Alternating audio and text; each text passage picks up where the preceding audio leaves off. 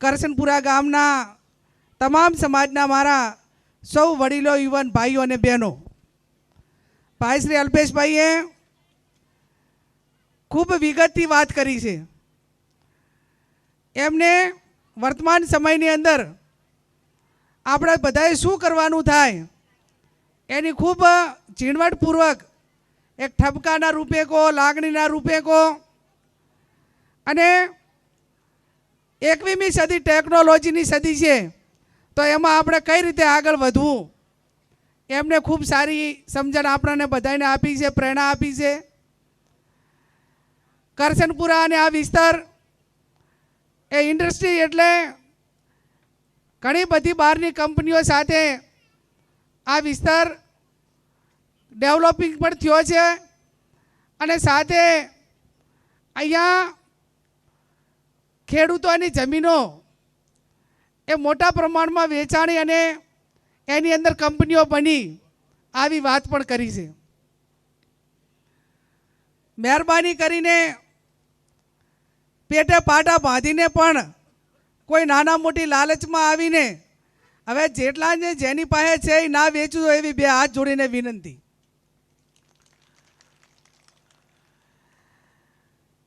ઘણી બધી પ્રકારના નશા હોય, સત્તાનો નશો હોય, સંપત્તિનો નશો હોય, ધાર્મિક નશો હોય, અલગ અલગ અનેક પ્રકારનો નશો હોય, જુગારનો નશો હોય. એમાં આ બધામાં તો સમયને સંજોગે નશાઓ ક્યારેક ક્યારેક ઉતરે, સત્તાનો ઉતરી જાય, લોકો ધારે તો સંપત્તિ પણ બહુ તમે એની પર અભિમાન કરો ને આયોજન ના કરો તો એ પણ લક્ષ્મી પણ જતા રહે, એ નશો પણ ઉતરી જાય. પણ જેને ઘરે આ જુગારનો નશો હોય, જુગારનો નશો, એ નશો ઉતારવો બહુ અઘરો છે. અને એટલા માટે આજથી 5000 વર્ષ પહેલાં મહાભારતમાં ભગવાન કૃષ્ણએ અને આપ સૌને મહાભારતની ગીતાએ આપણાને પ્રેરણા આપી છે કે મહેરબાની કરીને આવનાર પેઢી એ કોઈ જુગારની બદીમાં ના આવતા.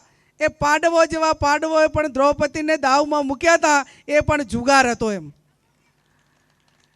કે જેનો ધર્મપત્નીને જુગારમાં હારી ગયા અને પછી શું ખેલ ખેલાણો એ આપણે આ મહાભારત ઉપરથી આપણાને પ્રેરણા મળે છે કે આ વસ્તુ આ બધી એટલી ખરાબ છે કે આટલી હદ સુધી આ બધીનો નશો આપણાને ઉતરતો નથી. શિક્ષણ એ ખૂબ જરૂરી છે. અહીંયા ઘણા બધા જે કંપનીઓ સાથે ક્યાંક નોકરી માટેની વાત કરે તો એમાં કોઈ આપણો ઇલેક્ટ્રિક એન્જિનિયર ના હોય, કોઈ સિવિલ એન્જિનિયર ના હોય, કે એટલે એક પ્રકારનું સ્કિલ જોઈએ. જે કંપનીની અંદર ડિમાન્ડ હોય એ ડિમાન્ડ પૈકીના આ વિસ્તારની અંદર યુવાનો એ નથી મળતા, ને એના કારણે બહારના લોકો એ ઊંચો પગાર લે અને આપણા લોકોને કંઈક નાના મોટી સિક્યુરિટીની નોકરી મળે કે નાના મોટું ચોકિયાતની કે એનાથી બીજી કોઈ નોકરીઓ આ વિસ્તારના લોકોને એજ્યુકેશન શિક્ષણ ન હોવાના કારણે મળતી નથી. હું અભિનંદન આપું છું. મને સમાચાર મળ્યા કે એક ગામની અંદર એક મામલતદાર છે, તો એ પરિવારને અને સમાજને બધાને ખૂબ ખૂબ અભિનંદન આપવા પડે કે આવા ગામની અંદર પણ એક મામલતદાર સુધી પહોંચ્યા. એ પરિવારને ગામને હું ખૂબ ખૂબ મામલતદાર છે એમને પણ ખૂબ ખૂબ અભિનંદન આપું છું. અહીંયા ચૂંટણીઓ આવે ને જાય, પણ ભાઈએ ખૂબ સારી વાત કરી કે ગામની અંદર સંપની ભાવના રાખવી હોય, ભાઈચારાની ભાવના રાખવી હોય તો નાની મોટી ચૂંટણીઓ, સરપંચની આ ચૂંટણીઓ છે એ બિનરીફ થાય એવું કરજો. નહીંતર એક જણો ચૂંટણી લડ્યો હોય, 2-3 જણા ચૂંટણી લડ્યા હોય, એમાં જીતે એક અને બાકીના 3 છે એ તમારે 5 વર્ષ સુધી તમે ના આપ્યા, તમે ના આપ્યા, તમે ના આપ્યા. એને બદલે ભાઈચારાની જે ભાવના હોય, એની જે પ્રેરણા આપણે લેવાની હોય એ ક્યાંક ને ક્યાંક તૂટે છે. અને એટલે ગામની અંદર જે ચૂંટણી થાય, બિનરીફ થાય, એ આ વર્તમાન સમયની ખૂબ મોટી માગણી છે. અને ચૂંટણી આવે એટલે તમામ પ્રકારની બદીઓ, ચવાણાન, દારૂન, પૈસાન, તમે જુઓ તો તમામ પ્રકારની બદીઓ એ ક્યાંક ને ક્યાંક ચૂંટણીઓની અંદર પણ આવતી હોય છે. અને એના કારણે જે લાંબા સમય સુધી એ યુવાનોને અને વિસ્તારને અને ગામને એનું શોષવું પડતું હોય છે. એમને કીધું કે આ ગામ એ રબારી સમાજ હોય, દલિત સમાજ હોય, ઠાકોર સમાજ હોય, બીજા પણ નાના મોટા સમાજો હોય, આ સમાજોને ભાઈચારાની ભાવના માટેની વાત કરી અને મોટા સમાજ એ નાના સમાજને સાચવવા માટેની જવાબદારી એ મોટા સમાજોની છે. આજે આપણી સંસ્કૃતિ રહી છે, આપણી પરંપરા રહી છે કે ગામની અંદર એક વાલ્મીકી સમાજમાંથી કોઈ બહાર આપણે દીકરીના લગ્ન કરેલા હોય અને એનો ભાણિયો ગામની અંદર આવે ને તો એ દલિત સમાજ હોય, ઠાકોર સમાજ હોય કે રબારી સમાજ હોય, એને ભાણિયા તરીકે બધાય નવાજે છે. એ આપણી આજે પણ સંસ્કૃતિ રહી છે. અને એ સંસ્કૃતિ શા માટે રહી કે આપણી ભાઈચારાની ભાવના ગામડાની અંદર આજે પણ સાચવાઈ રહી છે.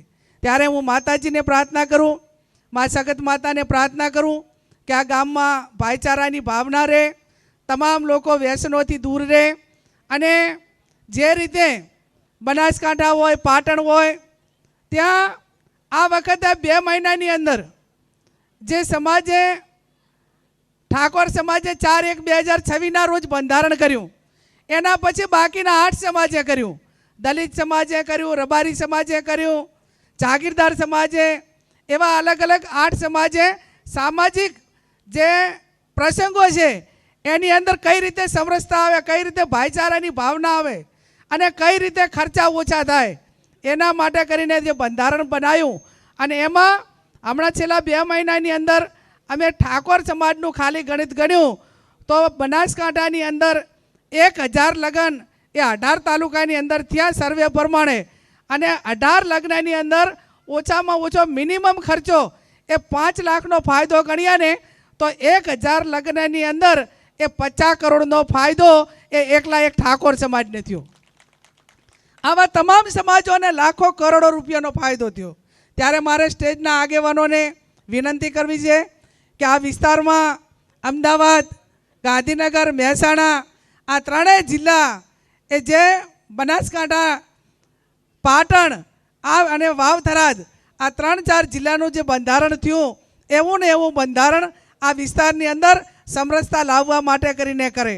એના હિસાબે કરોડપતિની દીકરીના લગ્ન હોય તો એટલું જ, અને એક નાનામાં નાનો ગરીબ પરિવારની દીકરીના લગ્ન હોય તો પણ એટલું જ એની અંદર ખર્ચો કરી શકાય આવું બંધારણ લાવ્યું. એના કારણે આ 2 મહિનાની અંદર બનાસકાંઠા કે એ વિસ્તારની અંદર જ્યારે અખાત્રી આવતી એ ટાઈમે પહેલાં દીકરા દીકરીના લગ્ન હોય તો કાં તો જમીન ગીરવે મૂકવી પડે, કાંઈ તો એની અંદર જે આપેલી હોય તો ઉપાડ લેવો પડે, અને ઉપાડ ન આપે તો એ વેચવી પડે એમાંથી થોડા ઘણી.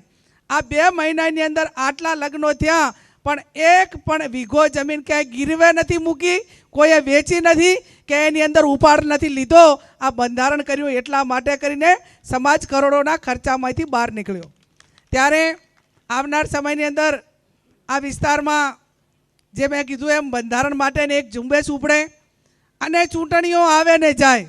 હું તો એટલા સુધી કહું છું કે કોઈ પણ સમાજ હોય તો એને રાજકીય આગેવાનો એ તમને પ્રેરણા પૂરી પાડશે, પણ જ્યાં સુધી સમાજમાં જાગૃતતા નહીં આવે, નીચેથી તળિયેથી સુધારો નહીં થાય, ત્યાં સુધી ધારાસભ્યો હોય, સંસદ સભ્યો હોય કે સરકારમાં બેઠેલા લોકો એ જેટલું પરિણામ લાવવા માગે છે એ તમારા સાથ સહકાર વગર આવી શકશે નહીં.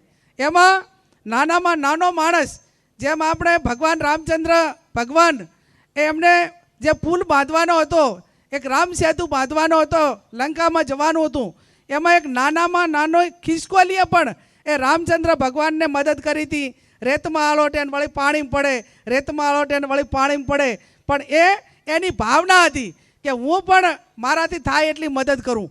એમ કોઈ પણ સમાજ હોય, કોઈ પણ વિસ્તાર હોય, કોઈ પણ ગામ હોય, એમાં નાનામાં નાનું માણસ એ જેટલી એના યથાશક્તિ મદદ કરે તો જ એ કાર્યની અંદર આપણે પરિપૂર્ણ થઈને પરિણામ લાવી શકતા હોઈએ છીએ. ત્યારે વિશેષ ના કહેતા આજે ખરેખર અભિનંદન આપું છું, આભાર માનું છું નવલસિંહનો ને એમને બધાયનો.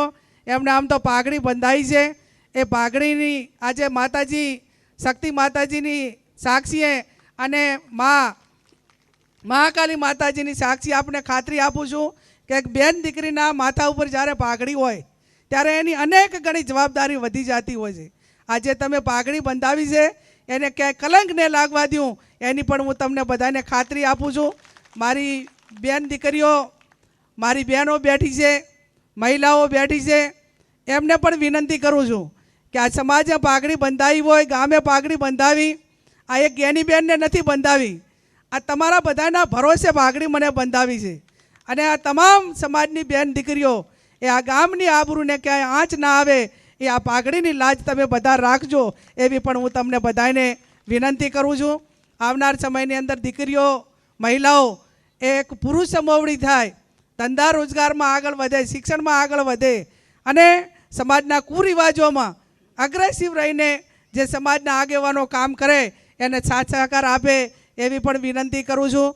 ફરી અહીંયા ખૂબ ભવ્ય સન્માન કર્યું, તમારા બધા વડીલોના દર્શન કરવાનો મોકો મળ્યો અને તમને બધાને ખાતરી આપીએ છીએ કે ચૂંટણીઓ હોય અને ભાજપને કોંગ્રેસ જે થવું હોય થાય, પણ સમાજનું કામ હોય, આમ જનતાનું કામ હોય, જનહિતના કાર્યો હોય તો બધા એક સ્ટેજ ઉપર આવી અને ભાજપની કોંગ્રેસની કોઈ પાર્ટીની વાત નહીં કરીએ પણ લોકહિતની, લોકોના હિત માટેની વાત કરશું. અને ક્યાંક એના માટે કાળી મજૂરી કરવી પડે તો પણ ગામડે ગામડે ફરીને કરશું. એ જ શબ્દ સાથે આપ સૌનો ખૂબ ખૂબ હૃદયપૂર્વક આભાર.